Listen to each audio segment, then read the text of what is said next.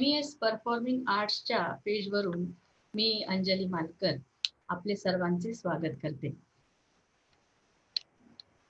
MES performing arts मध्ये BPA म्हणजे bachelor of performing arts हा कोर्स सुरू झालेला आहे.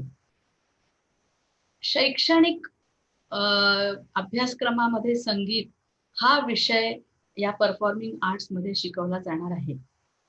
तर या संबंधी संगीत क्षेत्रातील करिअर आणि संधी या विषयी तुमच्या बरोबर माझे काही अनुभव मी शेअर करण्यासाठी इथे आलेली आहे. माझं शिक्षण गुरु शिष्य परंपरेतही झालेलं आहे आणि अभ्यासक्रमाच्या अनुषंगाने विद्यालयीन शिक्षण पद्धतीत सुद्धा झालेलं आहे. त्यामुळे ह्या दोन्ही क्षेत्रातले संगीत शिक्षणाचे अनुभव मला असल्यामुळे मी तुमच्याशी काही खूप सुंदर गोष्टी ह्या संबंधी शेअर करू इच्छिते. अनेक वेळेला काय झालेलं आहे की अनेक विद्यार्थी येतात आणि ते म्हणतात की आमचा गळा खूप छान आहे, हिचा गळा खूप छान आहे, ही खूप सुंदर गाते, तर हिला गाणं शिकायचं आहे.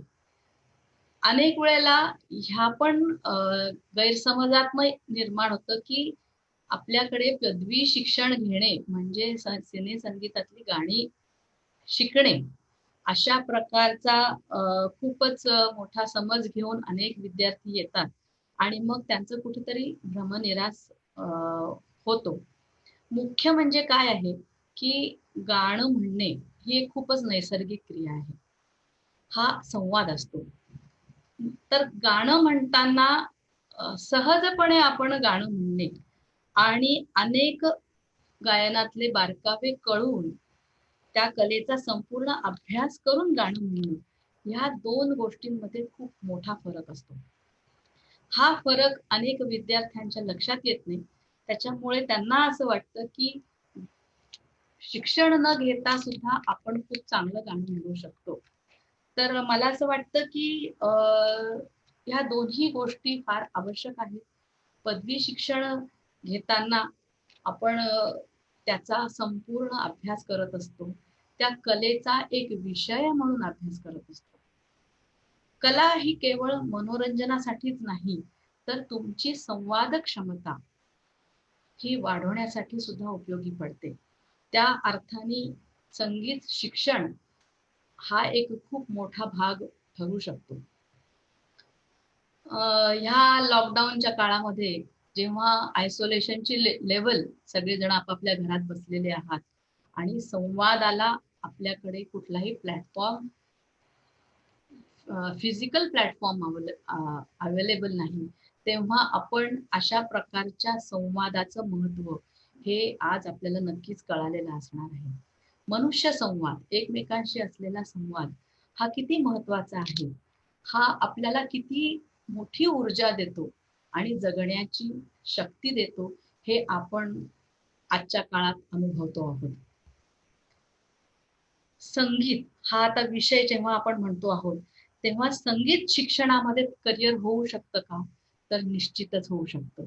पुढच्या काळामध्ये कला शिक्षण हा एक मानवी संवादाचा एक खूप मोठा भाग असणार आहे. आपण कितीही जरी यंत्रांशी खेळत असलो तरी सुद्धा माणसाशी असलेला संवाद, माणसाच्या कला निर्मितीच्या संदर्भामध्ये, सौंदर्याच्या निर्मितीमध्ये असलेला आपला आनंद जो आहे तो आनंद आपण कुठल्याही इतर गोष्टींमधनं तेवढ्या उच्च कोटीवर अनुभवू शकत नाही. हे अनेकांनी पूर्वीपासून सिद्ध झालेलं आहे, आताही आपण अनुभवतो आहोत. तर संगीत कला, भारतीय संगीत कला किंवा भारतीय कला ही फार प्राचीन आहे हे आपण फार आधीपासून माहिती आहे आपल्या सगळ्यांना. बाहेरच्या देशामध्ये इंडियन हेरिटेज या नावाने खूपच मोठ्या प्रमाणावर त्याचं कौतुक केलं जातं, त्याच्याविषयी कुतूहल निर्माण झालेलं आहे. तर अशा या संगीत कलेला, या भारतीय संगीत कलेला आपण जर उत्तम प्रकारे सादर करू शकलो, उत्तम प्रकारे जगापुढे नेऊ शकलो, तर यामध्ये अनेक करिअरच्या आणि अनेक प्रकारच्या वाटा निर्माण झालेल्या आपल्याला दिसून येतात.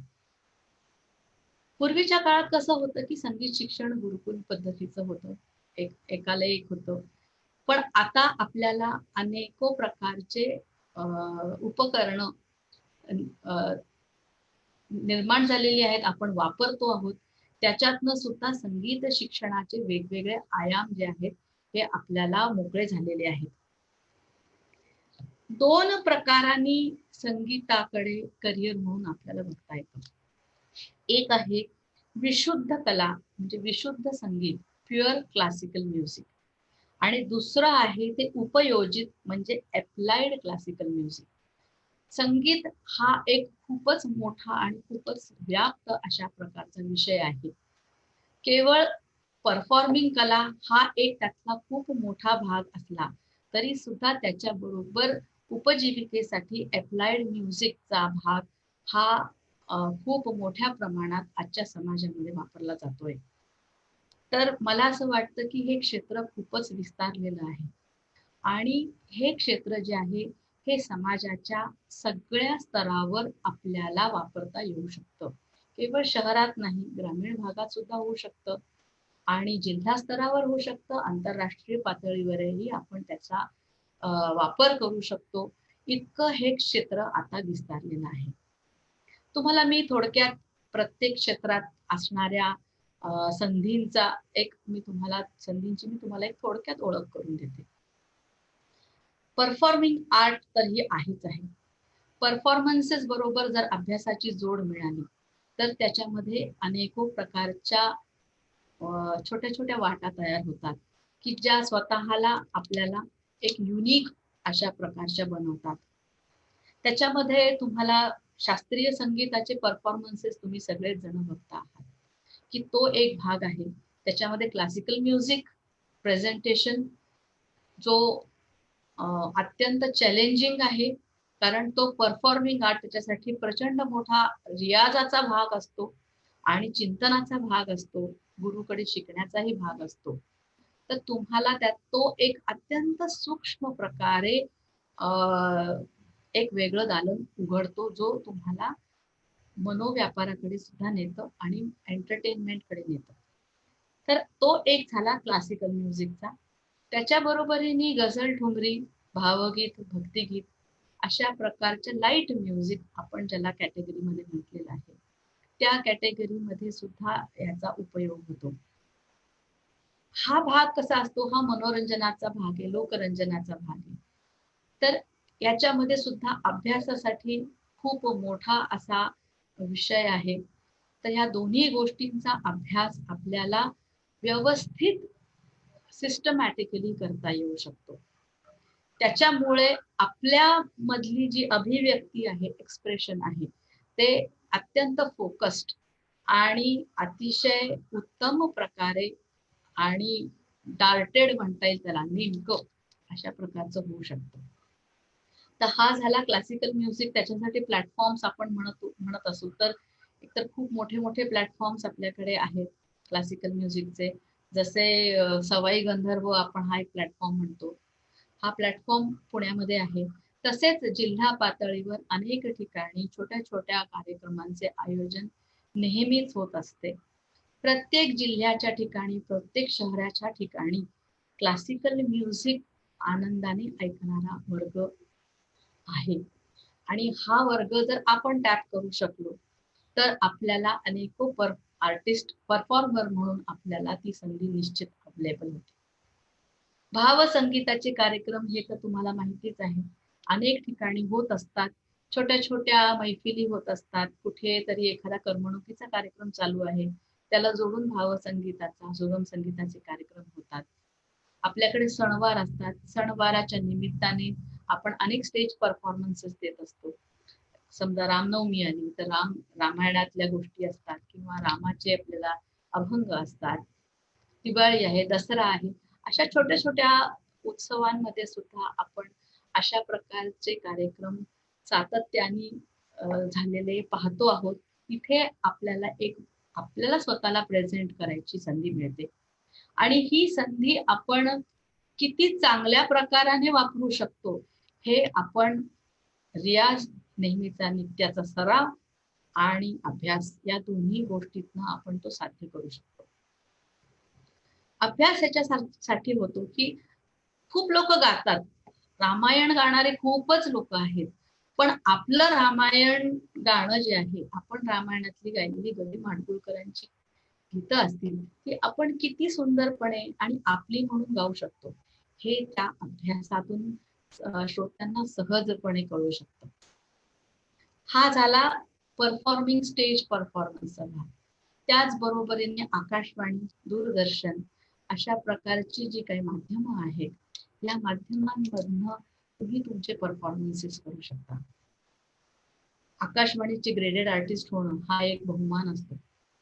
आकाशवाणी आणि दूरदर्शनवर सुद्धा अनेक कार्यक्रम करताना तुम्हाला नाव मिळतं, तुमचं नाव जागोजाग जाऊन पोचतं आणि त्यातनं तुम्ही एक उत्तम परफॉर्मिंग आर्टिस्ट नक्कीच होऊ शकता.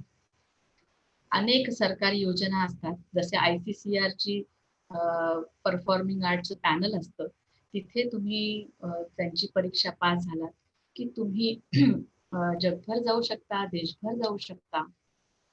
देशात अनेको ठिकाणी अनेक ऑर्गनायझेशन्स आहेत की ज्या अशा प्रकारच्या क्लासिकल प्रोग्राम्स अरेंज करतात. गंमत अशी आहे की क्लासिकल म्युझिक, राग आणि ताल हे संपूर्ण भारतामध्ये सगळीकडे जवळपास सारखे आहे. त्याच्यामुळे आपल्याला परफॉर्म करताना आपल्याला अकंपनिस्ट मिळेल का, आपण परफॉर्म करू ते लोकांना कळेल का, ही भीती क्लासिकल म्युझिशियन्सना नसते. कुठलाही अकंपनिस्ट, चांगला अकंपनिस्ट आपल्याला मोठमोठ्या शहरांमध्ये सहज उपलब्ध होतो आणि त्याच्याबरोबर आपण जॅमिंग म्हणतात आजच्या भाषेमध्ये, तसं त्याच्याबरोबर आपण गाऊ शकतो, अत्यंत लोकांना आनंद देऊ शकतो आणि आपला एक प्रकारचा रॅपो तयार होतो, एक संवाद तयार होतो. तर ही झाली क्लासिकल म्युझिकच्या बाबतीतली गोष्ट. भावसंगीतामध्ये म्हणाल तर त्या त्या भाषेतले ते अत्यंत सुंदर अशा प्रकारची भावगीतं, भक्तिगीतं असतात. ती सुद्धा आपल्याला आपल्या क्षमतेने, गायन क्षमतेने सगळ्या दूरवर पोहोचू शकतात. हे भावगीत, गझल किंवा अशा ज्या प्रकारचा जॉनर आहे, तर अशा प्रकारची जी काही एक भावसंगीतातली विधा आहे असं म्हणूया संगीतातलं, ते खूप कॅची असतं. ते तुम्हाला तात्काळ तुम्हाला नाव देऊ शकतं, तुम्हाला त्याच्यातनं उत्तम प्रकारचं अर्थार्जन होऊ शकतं. क्लासिकल म्युझिकच्या बाबतीत, अर्थार्जनाच्या बाबतीत तुम्ही म्हटलं तर थोडंसं त्याच्यामध्ये शिक्षणाचा भाग खूप मोठ्या प्रमाणात येतो. म्हणजे उत्तम तुम्ही शिक्षक बनू शकता. ज्याला शिकवण्याची आतोनात आवड असते तो कलाकार परफॉर्मन्सेसच्या बरोबर उत्तम गुरु होऊ शकतो. गुरु ही गोष्ट खूप प्रदीर्घ काळ चालणारी असते. तुमचा गळा दुर्दैवाने जर त्रास द्यायला लागला तरी तुम्ही जर उत्तम शिक्षक असाल तर शिकवण्यातनं तुम्ही अनेक प्रकारची करिअर तयार करू शकता. तुमचं अर्थार्जन उत्तम होऊ शकतं. आता ह्या शिक्षणाला, ह्या परफॉर्मन्सला जर तंत्रज्ञानाची जोड मिळाली तर तुमचा उत्कर्ष जो आहे तो अतिशय वेगाने होऊ शकतो आणि त्याची व्याप्ती खूप मोठी पूर्ण जगभर असू शकते. ऑनलाईन क्लासेस आपल्याला माहितीच आहेत, सगळेजण घेतात. मी सुद्धा घेते ऑनलाईन क्लासेस. गेले एक 6-7 वर्ष झाली मी ऑनलाईन क्लासेस घेते आहे.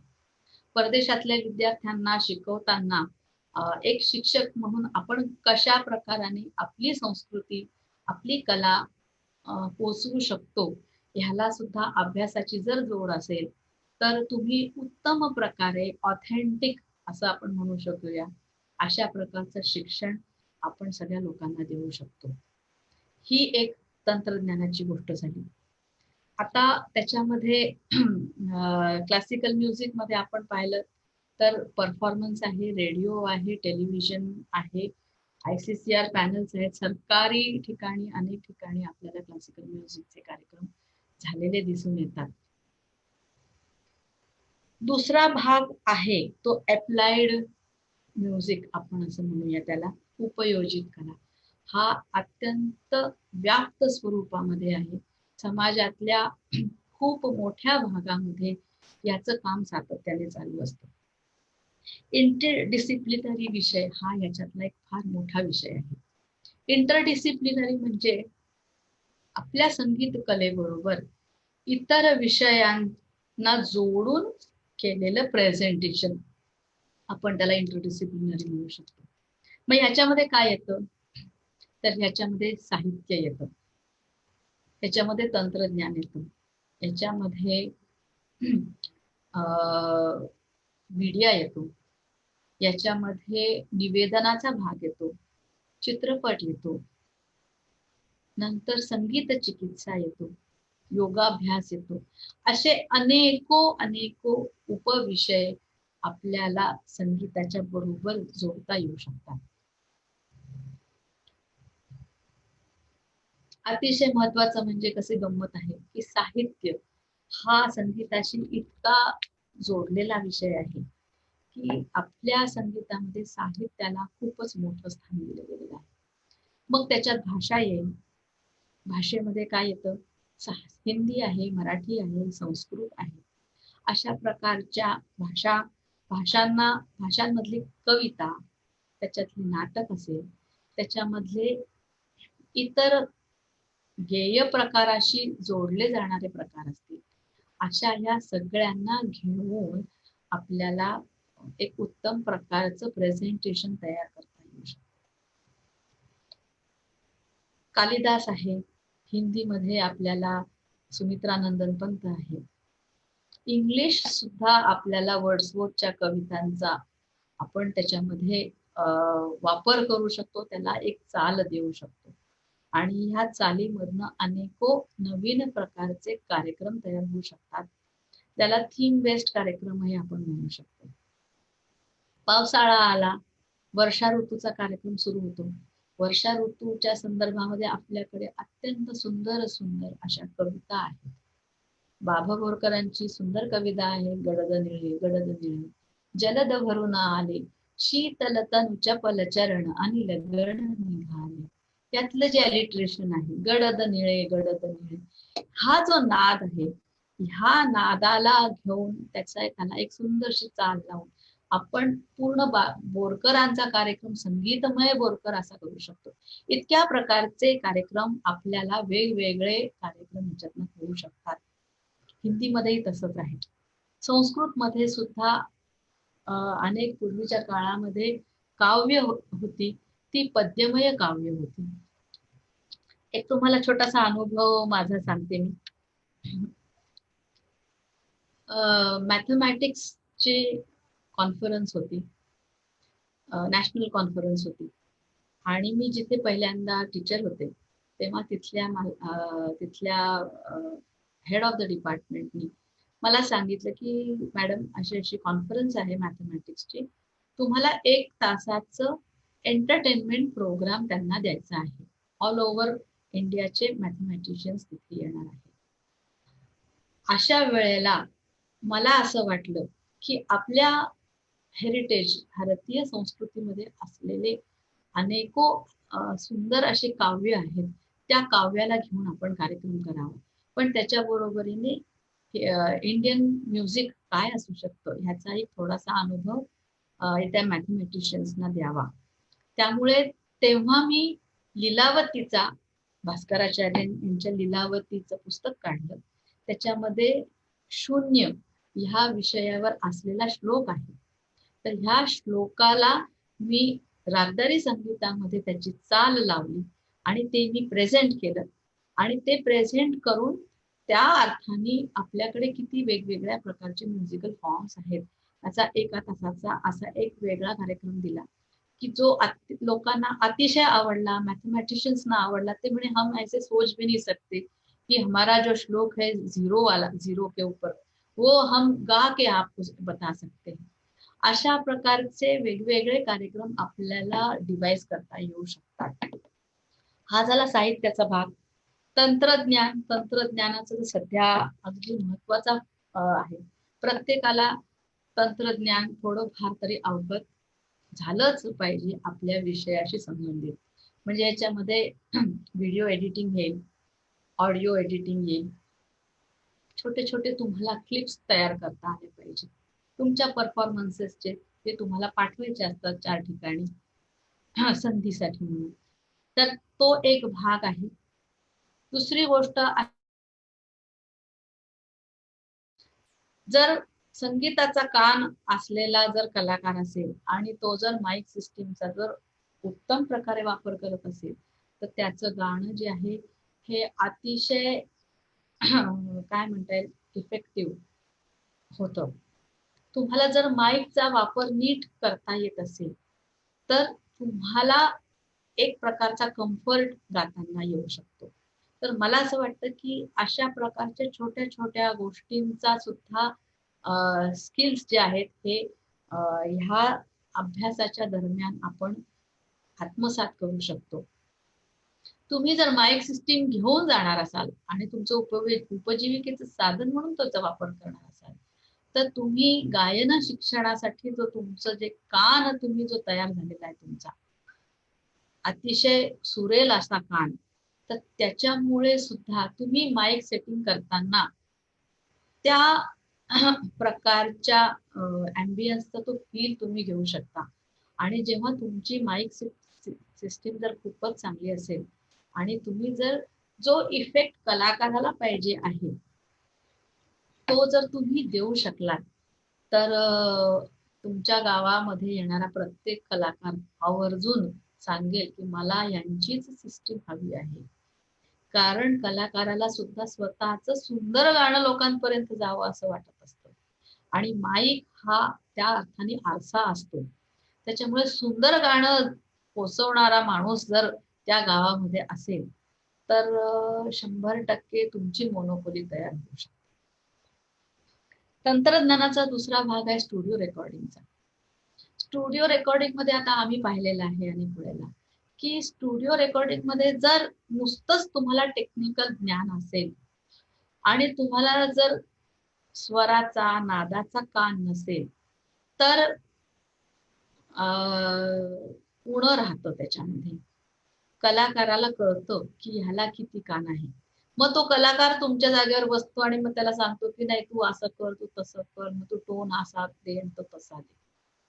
पण जर तुम्ही अभ्यास केलेला असाल, तुम्हाला जर लयीचा अंदाज असेल, तुम्हाला कळत असेल की किती कुठे कापायचं आहे, कसं जोडायचं आहे, तो जोडताना फ्लो कसा आला पाहिजे, त्याच्यामधला टोन कसा असला पाहिजे. तर आजकालचं तंत्रज्ञान अत्यंत पुढे गेलेलं आहे. तुमचा आवाज तुमचा आहे की नाही हे ओळखू येईपर्यंत इतकं तुम्हाला तुमच्या वेळेला जो टेक्निशियन असतो त्याच्यावर खूपच मोठी जबाबदारी असते की तो आवाज लोकांपर्यंत कसा पोचवायचा. आणि जर तुम्हाला उत्तम कान असेल तर तुम्हाला म्हणजे अनेक कलाकार तुमचंच नाव पुढे करतील की आम्हाला हाच माणूस पाहिजे आहे आमचं गाणं रेकॉर्ड करण्यासाठी. कारण जसं मेकअप मन असतो एखाद्या व्हिज्युअल आर्ट मध्ये तुम्हाला प्रोजेक्ट करणारा, तसाच हा टेक्निशियन असतो तुमचा आवाज लोकांपर्यंत उत्तम आणि सुंदर अशा प्रकारे नेणारा. त्याच्यामुळे मला वाटतं की उत्तम टेक्निशियन, उत्तम माईक असणारी माणसं ही हाताच्या बोटावर मोजण्यात एवढी असतात. तर तुम्ही त्याच्यामध्ये जर तुमची प्रोफिशियन्सी डेव्हलप केली संगीताचा अभ्यास करून, तर तुमच्यासाठी स्काय इज द लिमिट. तिसरा अप्लाइड मधला मी सांगू शकेन तर तो म्हणजे समीक्षणाचा. तुम्हाला जर खूप तुमचे सुंदर शब्द असतील, तुमच्याकडे शब्दांचं खूप भांडार असेल आणि तुम्ही कलाकार असाल, तर कलेला शब्दाच्या माध्यमातून लोकांपर्यंत नेण्याचं काम हे अत्यंत दुर्मिळ आहे, हे तुम्ही करू शकाल.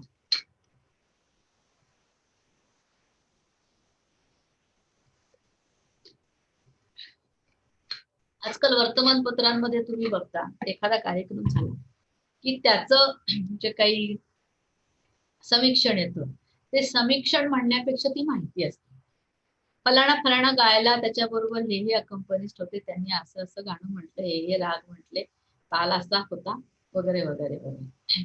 पण जर तुम्हाला गाणं खूप चांगलं कळत असेल तर त्याचा जो फील आहे, तो गाण्यातला फील तुम्ही शब्दांमधनं लोकांपर्यंत नेऊ शकाल आणि लोक त्या प्रकारच्या गायनाला आकृष्ट होऊन अशा प्रकारचे गायन ऐकण्याची संख्या लोकांची वाढू शकते. प्रश्न असा आहे, संगीत या क्षेत्रात प्रयोगशीलता कशी जोपासता येऊ शकते? या प्रयोगशीलतेच्याच गोष्टी आपण आता जे काही आहोत ते बोलतो आहोत, की प्रयोग म्हणजे काय असतं? तर प्रयोग म्हणजे नाविन्य. आपण कुठली तरी एक नवीन गोष्ट आपल्याकडे असलेल्या कलेच्या माध्यमातून मांडणे, त्याला आपण प्रयोगशील म्हणू शकतो. मग प्रयोगशीलता ही इंटरडिसिप्लिनरी ह्याच्यामध्ये खूप जास्त प्रमाणात येते. साहित्यामध्ये आपण जसं म्हटलं की प्रयोगशीलता ही साहित्य संगीत घेऊन आपण मांडलेली प्रयोगशीलताच असते. जेव्हा एखादं नाटक आपण करतो आहोत, तर नाटक करताना त्याला बॅकग्राऊंड जेव्हा आपण म्युझिक देतो, ती एका प्रकाराने प्रयोगशीलता असते. संगीतामध्ये स्वर आणि लय हे दोन महत्वाचे घटक आहेत आणि हे मूलभूत घटक आहेत. तर ह्या घटकांना आपण जर कन्वर्ट करू शकलो एखाद्या एक्सप्रेशन मध्ये, तर ते त्याला मग आपण कुठलाही प्लॅटफॉर्म वापरू, आपण त्याला नाटकाचा वापरू शकतो, आपण त्याला चित्रपटाचा वापरू शकतो, आपण त्याला कुठल्याही स्टेज शोचा वापरू शकतो, थीम प्रोग्राम असू शकतो, ऍडव्हर्टिजमेंट असू शकतो. कुठल्याही प्लॅटफॉर्मवर आपण हे दोन मूलभूत घटक जे आहेत हे जर आपण म्युझिकली कन्वर्ट करून एक एक्सप्रेशन तयार करू शकतो, त्याला आपण प्रयोगशील म्हणू शकतो. तर ही प्रयोगशीलता आपल्याला वेगवेगळ्या क्षेत्रामध्ये वापरता येते. आपण आता जे म्हणत होतो की समीक्षेमध्ये शब्दांच्या माध्यमांमधून तुम्ही त्या एक्सप्रेशनला कन्वर्ट करता, एखाद्या म्युझिकल एक्सप्रेशनला तुम्ही शब्दांमध्ये कन्वर्ट करता. मग ते कन्वर्ट करताना तो लेखही होऊ शकतो, ते तुमचं आत्मनिवेदनही होऊ शकतं, तुम्ही एका प्रकारचं त्याचं विश्लेषणही होऊ शकतं. तर हे जे कन्व्हर्जन आहे, हे कन्व्हर्जन आपल्याला ह्या माध्यमातून, या शिक्षणाच्या माध्यमातून नक्कीच करता येऊ शकतं. मोहन नाडकर्णी नावाचे खूप मोठे समीक्षक पूर्वीच्या काळात होते. त्यांनी अत्यंत सुंदर अशा प्रकारचे अनेक लेख संगीतावर लिहिलेले आहेत. प्रभाताई अत्रे या आपल्याला सगळ्यांना माहिती आहे, खूपच मोठ्या किराणा घराण्याच्या उत्तम कलाकार आहेत, अतिशय वंदनीय अशा कलाकार आहेत. तर त्यांनी त्यांची कला काव्य रूपात मांडलेली आहे, त्यांनी त्यांची कला शब्द रूपात मांडलेली आहे आणि ती इतकी सुंदर मांडलेली आहे की ही कला एखादा कलाकारच मांडू शकतो, इतक्या त्या तरल पातळीवर, इतक्या त्या तरल लेवलवर गेलेली आहे. तर अशा प्रकारे समीक्षण आणि शब्दाच्या माध्यमातून कला मांडणे ही सुद्धा पायरी जी आहे ही संगीत शिक्षणाशिवाय होऊ शकत नाही. प्रभाताई ह्या खूप मोठ्या आर्टिस्ट असल्या तरी त्या SNDTच्या म्युझिक डिपार्टमेंटच्या अनेक वर्ष हेड ऑफ द डिपार्टमेंट होत्या. त्यांनी अनेक प्रयोग केलेले, सुदैवाने मी त्याची विद्यार्थिनी असल्यामुळे ह्या प्रयोगांमधनं मी गेलेली आहे. त्यांनी अनेको उपविषय सुरू केले, त्याच्यामध्ये संगीताचे मानसशास्त्र होते, संगीताचे समाजशास्त्र होते, संगीताचे काय म्हणता येईल त्याला वर्ल्ड म्युझिक होतं, कर्नाटक म्युझिक होतं. असे अनेक विषय त्यांनी सुरू केले, ज्यामुळे संगीताचा एक खूप मोठा असा दायरा आपल्याला आपल्याला पाहता येतो. They are the Windows.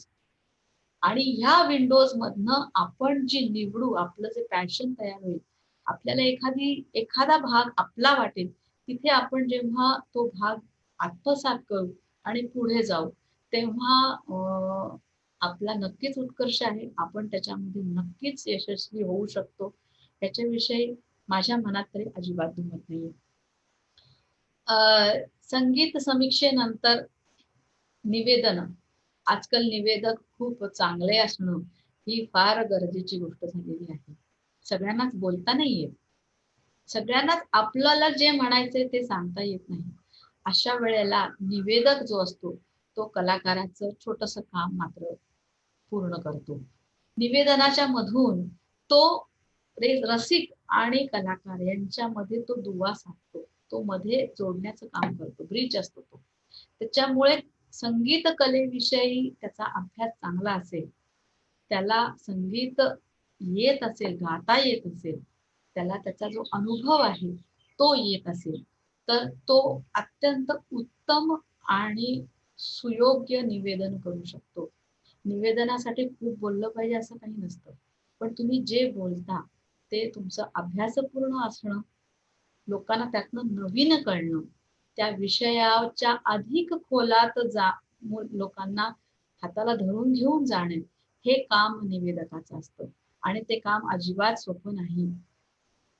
आपल्याला ऐन वेळेला अनेक चिठ्ठ्या येतात, मग त्या चिठ्ठ्यांना बगल देऊन कलाकाराला जे म्हणायचे ते म्हणण्याची सुद्धा हातोटी निवेदकाकडे लागते.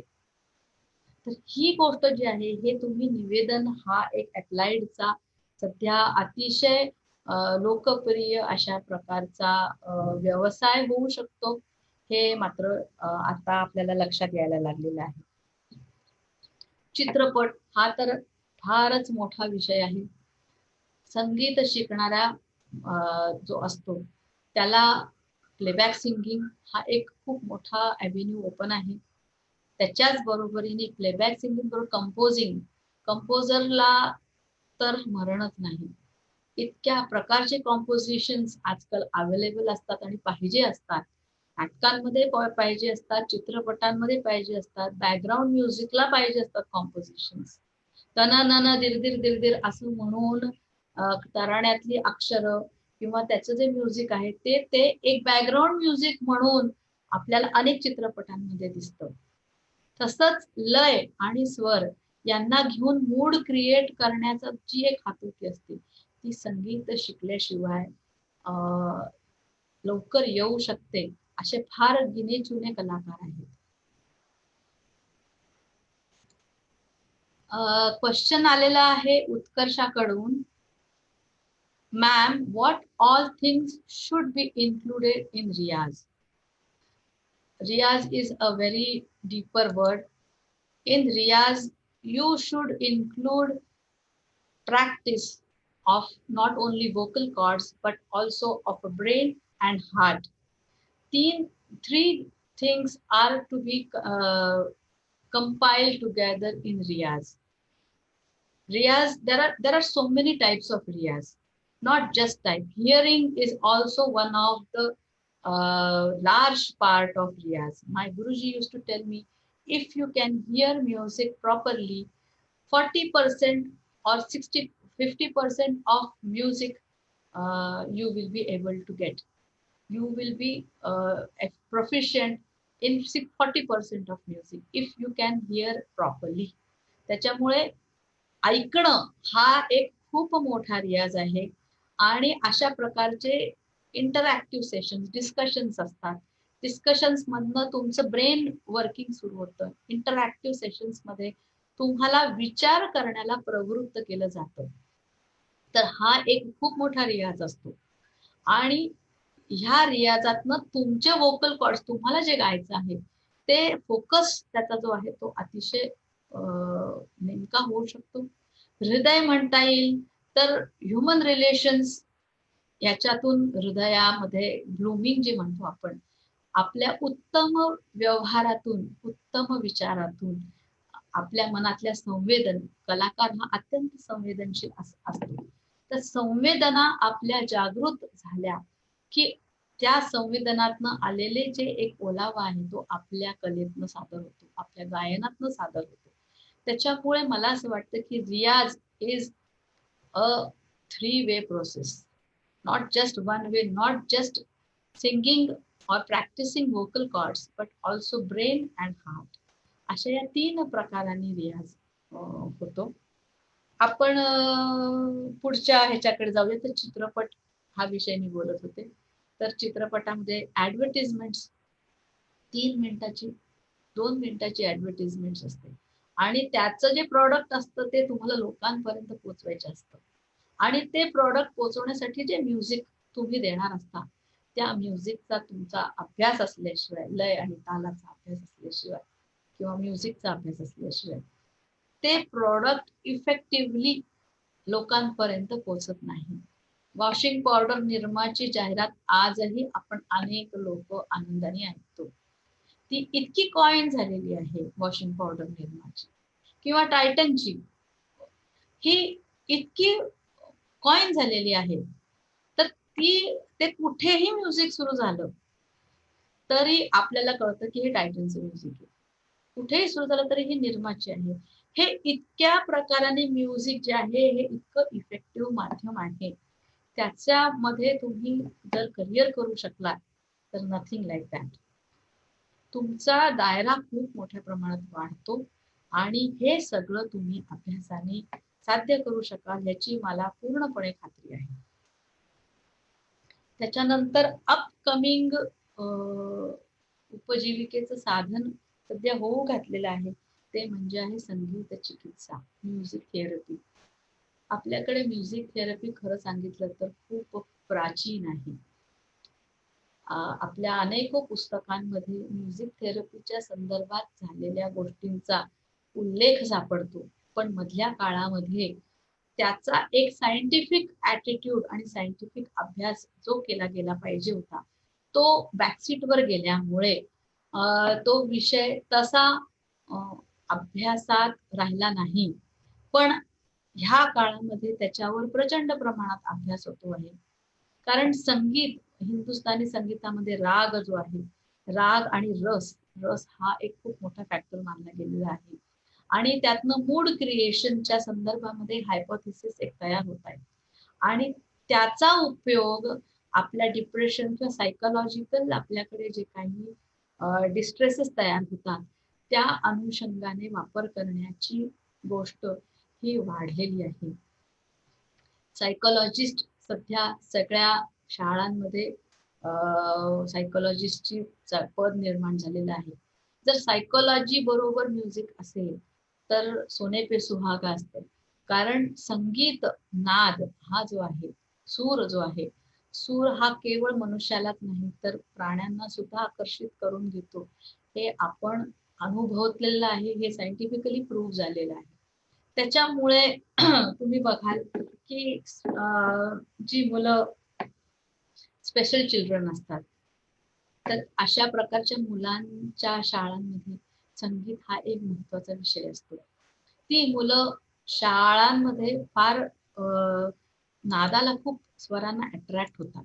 त्यामुळे अकॉस्टिक्स मध्ये ही जी मुलं असतात, कुठली आपण त्यांना म्हणतो स्पेशल मुलं असतात ती, त्यांना संगीताचा निश्चित प्रकाराने त्यांना शिक्षण दिलं जातं. प्रश्न आलेला आहे अनेकांकडून की अनेक पालक असे आहेत जे आपल्या पाल्याला कला क्षेत्राचे पूर्ण वेळ शिक्षण देण्यापेक्षा फावल्या वेळात गाण्याचे क्लासेसला पाठवतात. त्यांच्या या मानसिकतेमुळे पाल्याला आपली कलेची आवड जोपासता येत नाही. अशा पालकांसाठी काही मार्गदर्शन कराल का प्लीज? हो हो, निश्चितच. काय होतं अनेक वेळेला आपल्याकडे स्टिरिओटाईप बघण्याची सवय असते. तुम्ही पाल्य जे आहे हे का पाठवतात तर त्या मुलाने गाणं शिकावं म्हणून पाठवतात. पण गाण्याबरोबर त्याची जी काही एक उभारणी होते, व्यक्तिमत्व विकास, तो त्यांना तो कळलेला नसतो, त्यांना त्याचं आकलन झालेलं नसतं. कारण आपण बघताना काय बघतो, 1 to 1 बघतो, 2+2 4, 1+1 2, म्हणजे गाणं शिकला, परफॉर्मिंग आर्टिस्ट झाला, गाणं शिकला, त्याचं करिअर झालं. पण ते करिअर करताना त्याला आपण लॅटरल थिंकिंग म्हणतो.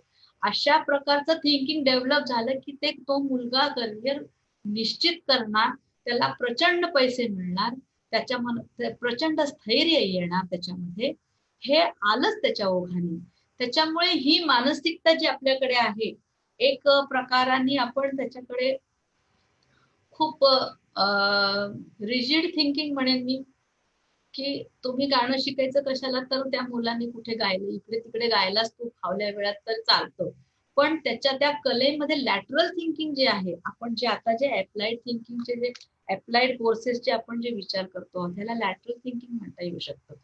अशा प्रकारचे चॅलेंजेस घ्यायला पालकांमध्ये थोडासा काकूपणा असतो, की नको नको नको असं वगैरे. कारण ते चॅलेंज आहे, त्याला आपण ब्रेक थ्रू म्हणतो, एक नवीन वाट असते. तर थोडक्यात सगळ्यांना कम्फर्ट लेवल मधनं हे करायचं असतं. पण जर लॅटरल थिंकिंग करू शकलो आपण, तर हे सगळं आपण मोडून खूप पुढे जाऊ शकतो, खूप पुढच्या सोसायटीकडे जाऊ शकतो. माधवी मेहेंदळे मॅडम म्हणतायत, की आपला आवाज टिकून राहावा, आवाजाची फेक चांगली राहावी आणि लंग कॅपॅसिटी चांगली राहावी, यासाठी विद्यार्थ्यांनी काय काळजी घ्यावी किंवा व्यायाम किंवा आहार. मी तो जो येत होते संगीत चिकित्सेच्या अर्थाने, त्याच्यामध्ये योगाभ्यास हा एक खूप मोठा फॅक्टर, खूप मोठा टॉपिक असतो. त्या योगाभ्यासामध्ये आपण प्राणायाम विद्यार्थ्यांना शिकवत असतो. प्राणायाम घेताना आपल्या लंग्सची कॅपॅसिटी पूर्णपणे वापरणे आणि वापरून जेव्हा आपण श्वास सोडतो तेव्हा तो श्वास नियंत्रित सोडणे, ह्याची एक प्रॅक्टिस आपण त्या म्युझिक शिकताना करत असतो. त्याच्यातनं आपण आवाजाची टोन जो आहे त्या टोनवर आपला कंट्रोल राहणे हा एक प्रॅक्टिसचा भाग असतो, तो आपण त्याच्यातनं करून घेतो. आणि दुसरी गोष्ट अशी, काळजी घेताना आपली पोश्चर, आपलं पोश्चर फार महत्वाचं असतं. आपण जर कुबड काढून बसलो तर आपण ऑब्स्ट्रक्ट करतो आपल्या श्वासाला, ते पूर्णपणे आपण श्वास घेत नाही. त्याच्यामुळे पोश्चर सुद्धा जर चांगलं असेल आणि पोश्चर जर पहिल्यापासूनच विद्यार्थ्यांना शिकवलं गेलं तर त्याच्यामध्ये खूप उपयोग होतो. सूर्य नमस्कारातनं तुमची पूर्ण पोश्चरचा वापर अतिशय चांगल्या प्रकाराने करता येऊ शकतो. तुम्ही तासन तास रियाज करणार असता, तुमची मांडी घालून बसायची असते तुम्हाला, विशेषतः भारतीय संगीतात तर मांडी घालून बसतात. मग ही मांडी घालून बसल्यानंतर तुमचे हे दुखू नयेत, गुडघे दुखू नयेत म्हणून तुम्हाला काही काळज्या घ्यायच्या असतात. त्याच्यामध्ये त्याचे व्यायाम असतात, ते नित्य नेमाने केले पाहिजे. अनेक कलाकार हे फिरतात, मी फिरायला चाललो म्हणतात, तर तासभर फिरल्याने तुमचे जे काही स्नायू असतात मांडी घालून बसण्याचे ते मोकळे होतात आणि त्यातनं तुम्हाला पुढे जे येणारे आजार असतात गुडघे दुखीचे किंवा मग अनेक वेळेला लोक पोश्चर नीट नसेल तर त्यांचे कंबरदुखी सुरू होते. ती कंबरदुखी त्यातनच तयार होते, कारण आपला जे पोश्चर आहे हे कुठेतरी चुकीच्या पद्धतीने झालेलं असतं तयार. तिसरी गोष्ट अशी आहे की जास्त लठ्ठपणा सुद्धा उपयोगाला नाही, कारण जर लठ्ठपणा वाढला तर तुमची श्वासाची कॅपॅसिटी ही मर्यादित होते. त्याच्यामुळे तुम्हाला तुमच्या सर्वांगाला व्यायाम असणं हे अतिशय गोष्ट महत्वाची आहे. आवाजाच्या बाबतीत तर खूप काळजी घ्यावी लागते, कारण तुमच्या आवाजाचा पोत हा वयोपरत्वे बदलत जातो. तुमचा आवाज खाली खाली यायला लागतो, म्हणजे पूर्वी हाय पिच व्हॉइस असेल तर तो खाली येतो वयोपरत्वे. तर अशा वेळेला कमी बोलणे हा फार महत्वाचा व्यायाम आहे. अभिषेकी बुवा फार कमी बोलायचे, पण त्यांचं गाणं अत्यंत उच्च दर्जाचं गाणं होतं. तर कमी बोलणे, आपल्या आवाजाचा टोन जो आहे हा लो टोन ठेवणे, खूप न ओरडणे, विशेषतः शाळेमध्ये संगीत शिक्षकांना न ओरडता मुलांकडून करून घेण्याची कला आत्मसात करावी लागते. तर अशा प्रकाराने आपल्याला अनेक मेंटल वोकल व्यायाम करावे लागतात, जाणीवपूर्वक करावे लागतात. तुमचा व्हॉइस लेवल सुद्धा कमी असला पाहिजे आणि लो असला पाहिजे आणि सॉफ्ट असला पाहिजे. तीक्ष्ण आवाज असेल तर आपोआपच तुमचा आवाज शार्प टोनकडे जातो, जो तुमच्या नकळतही होत असतो. त्याच्यामुळे थोडस सौम्यपणा, शांतपणा हा जर मेडिटेशनने सुद्धा जर तुम्हाला एक्वायर करता आला, तुम्हाला आत्मसात करता आला, तर तो तुमच्या गाण्यामध्ये प्रोजेक्ट होतो. तो लगेच त्याच्यामधले परिणाम इफेक्ट्स दिसायला लागतात. एक आताच्या काळामधला मला वाटतं की सगळ्यात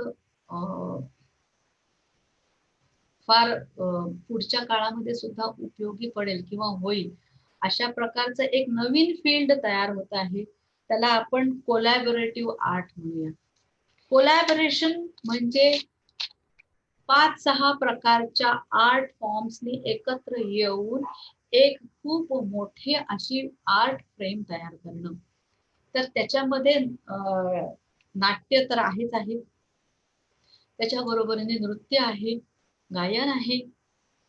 तर ह्या तीनही कला किंवा चित्र आपण म्हणूया, चित्राचं सुद्धा एक प्रकाराने ती फाईन आर्ट आहे. तर ह्या सगळ्याचं एक कोलॅबोरेशन करून एक आर्टिस्टिक फील देणे, त्या त्या आर्टला एका खूप वरच्या अशा संवेदनशील अशा सौंदर्यात्मक लेवलवर नेणे, ह्याला कोलॅबोरेटिव्ह म्युझिक म्हणतात. तर अशा प्रकारचे कोलॅबोरेटिव्ह म्युझिक एक खूप मोठं फील्ड ओपन झालेलं आहे. त्याच्यामधला एक भाग म्हणजे तो आहे फ्युजन म्युझिकचा. तर फ्युजन म्युझिक हे कोलॅबोरेटिव्ह आर्ट आहे. तर अशा प्रकारचे आर्ट आपल्याला डेव्हलप करायचे असेल, ही आर्ट इंटरनॅशनल लेवलवरच जाते. म्हणजे sky is the limit for this art. अशा आर्टचा हे करायचं असेल तर आपल्याला संगीताचा अभ्यास मला वाटतं करणं फार गरजेचं आहे. पंडित रविशंकर, अली अकबर खान साहेब, झाकीर हुसेन साहेब ह्या सगळ्यांनी कोलॅबोरेटिव्ह म्युझिकचा खूप मोठ्या प्रमाणावर वापर केलेला आहे. कॉल ऑफ द व्हॅली नावाचे एक खूप सुंदर अल्बम फार पूर्वी माझ्या लहानपणीच पंडित शिवकुमार शर्मा, पंडित हरिप्रसाद चौरसिया, ब्रिजभूषण काबरा यांचा एक अप्रतिम अशा प्रकारचा अल्बम होता. आजकाल अल्बम म्युझिक सुद्धा कोलॅबोरेटिव्ह म्युझिक आहे. तर हा प्रचंड गाजलेला अल्बम जो होता, त्या काळात ही कन्सेप्टच नवीन होती. तर अशा प्रकारचे हे कोलॅबोरेटिव्ह आर्ट जे आहे, ह्या जर वापर याचा केला तर म्युझिक फॉर पीस अशा अर्थाने एक खूप ग्लोबलाइज्ड संगीताचा उपयोग आपल्याला करता येऊ शकतो. या आत्ताच्या कोरोनाच्या काळामध्ये, लॉकडाऊनच्या काळामध्ये, जेव्हा medical workers, doctors, nurses, police हे सगळे आपल्यासाठी एवढे झटत आहेत, तर त्यांना कृतज्ञता, त्यांच्याविषयीची कृतज्ञता, त्यांना थँक्स गिव्हिंग म्हणून अनेको म्युझिक काय म्हणता येईल त्याला, म्युझिक छोटे छोटे क्लिपिंग्स तयार झालेले आहेत. तर त्याच्यामध्ये व्हिडिओज पण आहेत. अशी सुंदर फुलं आहेत, हिमालयाचं एखादं चित्र असेल, त्याच्याबरोबर श्लोकही आहेत. सर्वे सुखीन संतु सर्वे संतु निरामया अशा प्रकारचे. त्याच्याबरोबर राग तालाचं संगीतही आहे, त्याच्याबरोबर तुकडेही आहेत, नृत्याचे तुकडे आहेत. आणि ह्या सगळ्या बरोबर एक नाट्यमयता त्याच्यामध्ये क्रिएट करून त्या अशा प्रकारचे व्हिडिओज आपल्याला सोशल मीडियावर सध्या दिसून येत आहेत. तर मला काय वाटतं की हा एक खूप व्यापक असा विषय आहे, खूप सुंदर असा विषय आहे, खूप क्रिएटिव्ह असा विषय आहे. त्याच्यामुळे ह्या विषयाकडे तुम्ही जसं बघाल तसा तो विषय मोल्ड होणारा आहे. पण हा विषय आपल्याला शिकायला हवा, त्याच्यासाठी शिक्षणाची गरज आहे. मला वाटतं आता वेळ पुष्कळ झालेला आहे. मी माझा इथे मला जे काही शेअर करायचं होतं, तुमच्याशी जे काही बोलायचं होतं, ते थोडक्यात मी मांडलेलं आहे. तर MES परफॉर्मिंग आर्ट्स यांनी एक अतिशय सुंदर असा उपक्रम सुरू केलेला आहे MES ने. त्याच्यामध्ये परफॉर्मिंग आर्ट्स हे एक डिपार्टमेंट सुरू केलेलं आहे, हा कोर्स सुरू केलेला आहे. या कोर्स मधनं आपण अशा प्रकारच्या सगळ्या होरायझन्सना आपण त्याचे विंडोज ओपन होणार आहेत आपल्यासाठी. संगीत हा विषय किती व्यापक होऊ शकतो, तो समाजामध्ये कितीतरी वेगवेगळ्या स्तरापर्यंत सुंदरपणे जाऊन एक निरामयता, एक सौंदर्य, एक शांती, पीस अशा प्रकारे निर्माण करू शकतो. ह्याचे दालनं आपल्याला उघडणार आहेत. तर ज्यांना मी त्याची मेंटॉर आहे संगीत विभागाची, ज्यांना याच्यामध्ये अजून काही प्रश्न असतील, अजून काही शंका असतील, काही सल्ले हवे असतील, जरूर तुम्ही मला कॉन्टॅक्ट करू शकता. MESच्या डिपार्टमेंटमध्ये माझा नंबर आहे. माझा ईमेल ID तिकडे तुम्हाला मिळेल आणि तुम्ही माझ्याशी बोलू शकता. माझ्या परीने मी जेवढं तुमचं समाधान करू शकते, तेवढं मी निश्चित करेन. नमस्कार.